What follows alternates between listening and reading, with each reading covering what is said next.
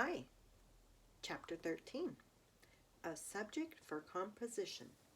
Ralph was a hero in the mouse hole that night. His admiring relatives gathered around, begging to hear the story of his adventures. Ralph could not help bragging a little as he told the story of his travels, beginning with the search of the second-floor rooms, skipping the part about the teacher trapping him under a drinking glass, and ending with Keith's taking the aspirin and finally falling asleep. "But are you sure it really was an aspirin tablet?" Ralph's mother could always find something to worry about. "Are you sure it wasn't some other kind of pill?"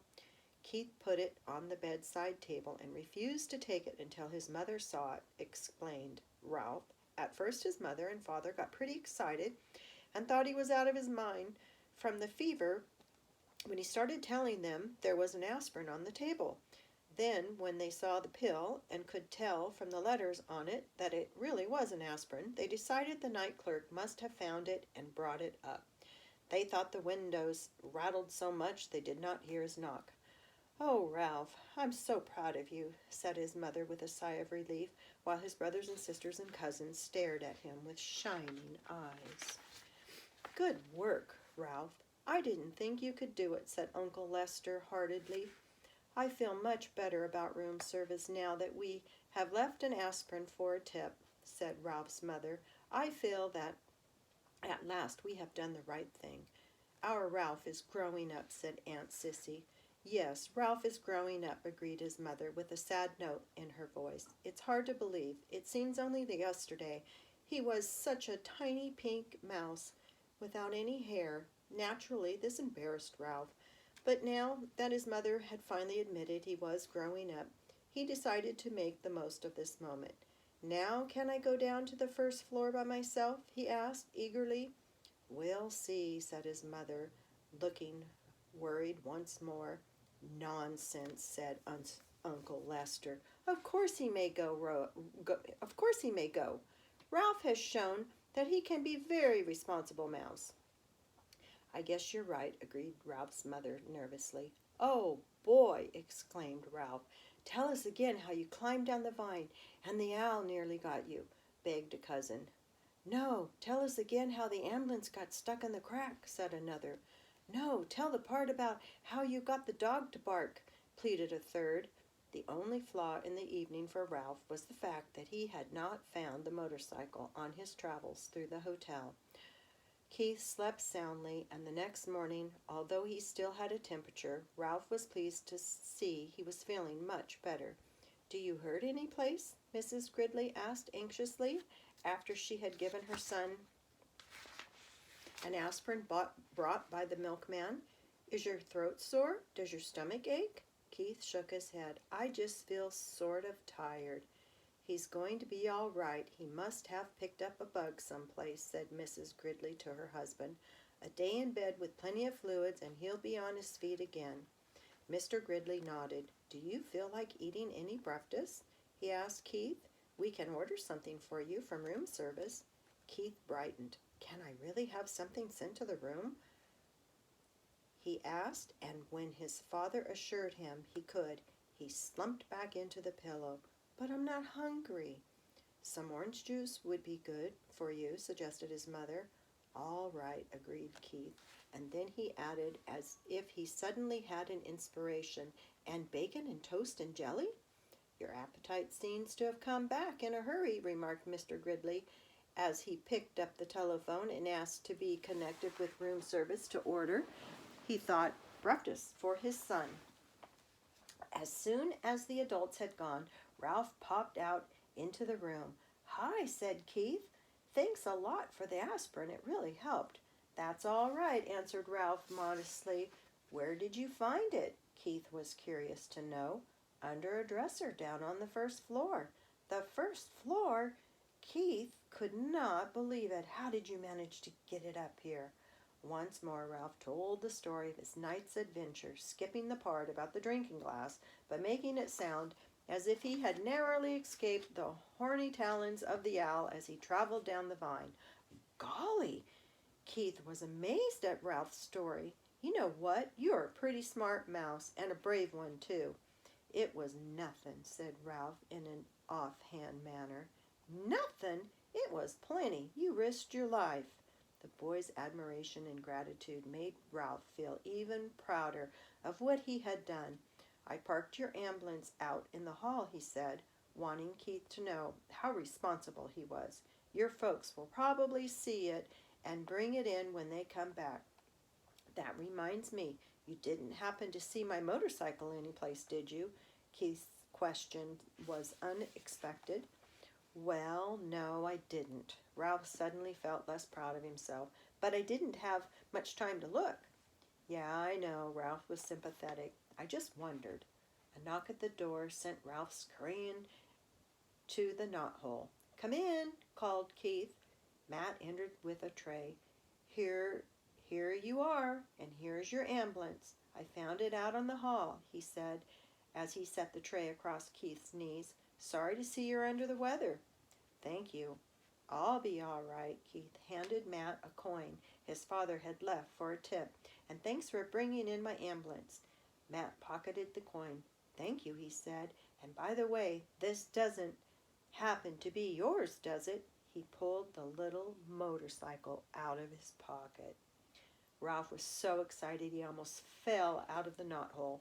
Hey! Keith sat up straight, rocking the orange juice on his tray. It sure is. Where did you find it? In a hamper of linen that had been chewed on by mice or a mouse. It fell out when the housekeeper was showing us the damage that had been done. I picked it up before anyone noticed it. Gee, thanks. Thanks a lot. Keith accepted the motorcycle and set it on his tray. It's my favorite. I didn't like losing it. There's Matt, giving him back his motorcycle. I wonder how it got into that hamper of linen, mused Matt. Keith grinned but said nothing. Old Matt rubbed his chin and stared at the ceiling. I don't suppose a certain irresponsible mouse happened to ride it into a pile of sheets and pillowcases and get tangled up and dumped into a hamper. Keith tried not to laugh. I don't know any irresponsible mouse, he said. Only one responsible mouse. Say, how did you guess? There isn't much around this hotel that escapes my attention, said Matt. I saw that mouse out in the hall with that little motorcycle. I imagined he's a regular speed demon. Ralph could no longer stay out of the conversation. I'm fast, but I'm careful. I haven't had an accident yet, he boasted, and added hastily, recalling his fall into the wastebasket, at least not since I learned to ride the motorcycle. If there is anything I can't stand, it's a cheeky mouse, remarked Matt good-naturedly. What do you call getting tangled up in a lot of linen? What I mean is, I didn't crack up in the motorcycle, said Ralph with dignity. He's not cheeky, defended Keith. He's brave. You aren't going to tell the management about him, are you? What's the use, said Matt. If they get rid of those mice, more will move in. Anyway, he's a cute little feller.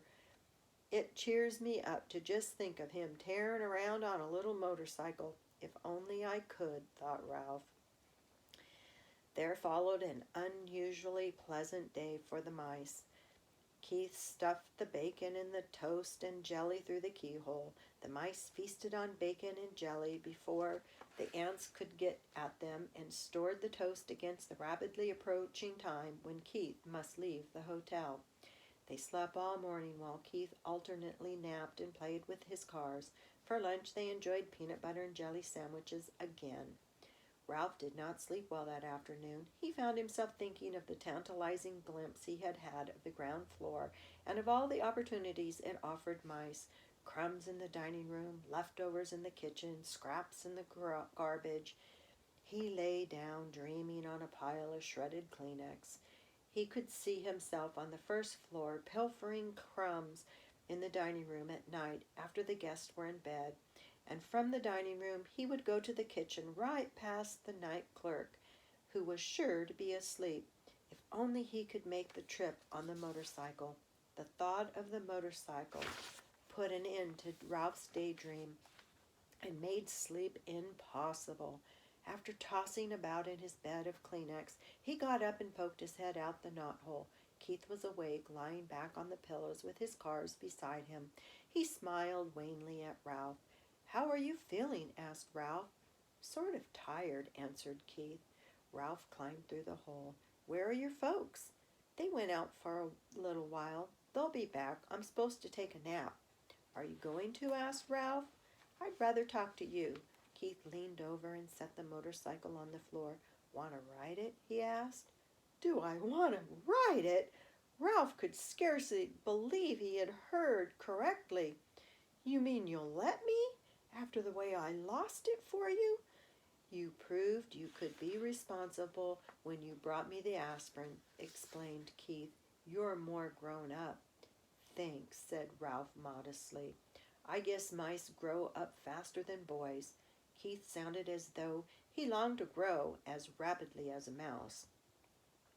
"You grow a little bit every day," Ralph said, as he removed his crash helmet from its hiding place behind the curtain. "I guess you're right," agreed Keith. "My dad measures me every 6 months against the door jamb in our kitchen back in Ohio, and each mark he makes is higher than the last, but I never feel myself growing. You wait long enough and you will be a grown-up." Ralph felt as if he had said something very wise as he slipped the rubber band on his crash helmet under his whiskers. "I guess so." Keith slumped back on the pillows. "But it takes so long." "I grew up, didn't I?" asked Ralph. "You said yourself if I had become a responsible mouse." "Yes, you did," said Keith thoughtfully. "I guess that's part of the secret. Just getting bigger isn't enough. You have to learn things like not taking off down a steep hill on a bicycle when you aren't used to handbrakes, stuff like that." Ralph walked with a slight swagger to the motorcycle, grabbed the hand grips, and threw his leg across the seat. He remembered to pick up his tail before he started. "Pup-pup-pup-pup-pup-pup." He took off across the carpet and circled the room, covering the rough parts under the dresser and chair and coming to a halt beside the bed. "She has good balance on a rough road," said Ralph with authority. "She's a mighty fine machine." "Say, Ralph," said Keith, suddenly sitting up, "how would you like to come with me when I leave the hotel?" "Come with you?" Ralph was stunned. He had expected to live and die in the Mountain View Inn, and now he was being offered the opportunity for travel he had dreamed of. "Yes, come with me to San Francisco and then back to Ohio." Ralph's first thought was of the motorcycle. If he went with Keith, he would not have to be separated from the motorcycle. Keith must have sensed Ralph's thoughts because he said, "You could ride the motorcycle every day." Ralph was silent. He had begun to think of other things. His family, the permission he had earned to visit the ground floor, Keith's family, and how they might feel about a mouse. "Come on, Ralph," said Keith. "You could travel in my pocket." "Your mother doesn't care for mice," Ralph pointed out. "Not running around loose," agreed Keith. "But she let me keep a couple of white mice once. I still have their cage at home. You would be so comfortable in it." "Comfortable in a cage?" Ralph was horrified. "No, thank you." "Ah, come on. Would you like to be shut up in a cage?" demanded Ralph. "Well, no, but—" "Neither would I," said Ralph, "especially now that I can finally go to the ground floor." In his disappointment, Keith slumped back in the pillows once more. "I guess I knew you really wouldn't want to come," he said. "I understand." "I sure will hate to see this motorcycle leave," said Ralph, and added hastily, "and you too, of course." The boy and the mouse were silent. Both were thinking of their wishes and their regrets that their wishes could not come true. Keith rolled over on his side and propped his head up on his fist. "Would you like to keep the motorcycle?" he asked. "Keep it? Me?" "Sure," said Keith. "I can save up my allowance and buy another one when we get back to Ohio." "You really mean it?" Ralph could scarcely contain his excitement. "Keep it for my very own?" "Of course." "How come?" Ralph wanted to know. "I just like to think of you riding it," said Keith. "You know, if you grew up enough to be trusted with a mouse-sized motorcycle, maybe someday I could own a big one." The excitement drained out of Ralph. "I can't. I don't have any place to keep it. It's too big to go through the knothole, and I couldn't hide it behind the curtain forever because I've heard that after Labor Day, when there aren't so many tourists, they take the curtains down to be cleaned." "That's a problem," agreed Keith. "There must be some place in a big hotel like this where you could keep a motorcycle." Ralph sat on the motorcycle thinking as hard as he could. In the closet? He couldn't get it out when the door was closed. Under the bed? Eventually it would be found. "How about downstairs?" suggested Keith. "I could carry it down there for you before you leave. There must be a good hiding place down there someplace." "There's that big old clock my ancestor ran up," said Ralph thoughtfully. "Nobody ever cleans under it, but frankly I don't care to have it striking over my head." Keith thought a while. "How about that big television set in the lobby?" he asked. "The noise shouldn't bother you because you would only go under it at night when everyone was asleep." "Yes!" Ralph was excited. "That's a perfect garage. I saw it when I got the aspirin. The legs are just high enough for the motorcycle, but quite high enough for a vacuum cleaner attachment." "That's it. Settled," said Keith, and then added rather sternly, Ralph thought, "but you first must ask your mother." Ralph dismounted and round to the knothole. He was gone several minutes before he returned to announce in triumph, "She says I can keep the motorcycle if I promise to drive carefully and wear my crash helmet every single time I ride it." "Swell!" Keith was just as excited as Ralph. "We will check out. I'll hide it. When we check out, I'll hide it for you while my folks are busy paying the bill." "I can't thank you enough." Ralph fastened his crash helmet once more. "I never thought I'd have a motorcycle of my very own." Keith lay back on the pillow and smiled at the mouse mounting the motorcycle. "It will be fun thinking of you riding around that big old lobby when I'm back in Ohio this winter going to school. And when the teacher asks us to write a composition about our summer vacation, I can write about meeting a brave mouse named Ralph who rode a little motorcycle. I'll tell about your bringing the aspirin, except I'll have to call it a pill because I can't spell aspirin. Of course the teacher won't believe it, but she'll probably say I show imagination." Ralph felt proud to think he was going to be written about in a composition in far-off Ohio. Pa-pa-pa-pa-pa-pa. He grabbed his tail, gunned the motor, and took off, heading for the threadbare part of the carpet that made such a good speedway. Round and round he sped faster and faster until his whiskers blew back, and he was filled with the joy of speed. He longed to wave to Keith, but he realized a good driver must keep both paws on the hand grips. There he is with his new motorcycle. He's the owner. Wow. He glanced up and noticed that Keith's eyes were closed. The boy had fallen asleep with a smile on his face. Ralph dragged his heels to brake the motorcycle. Quietly, he parked it beside the bed, and quietly he removed his crash helmet and hid it behind the curtain. He did not want to disturb the sleeping boy. Ralph could wait to ride the motorcycle. It was his to keep. And that is the end of Book 1, The Mouse and the Motorcycle. So next, we'll start the next book, which is called Runaway Ralph. That was fun. Thanks, boys. Bye.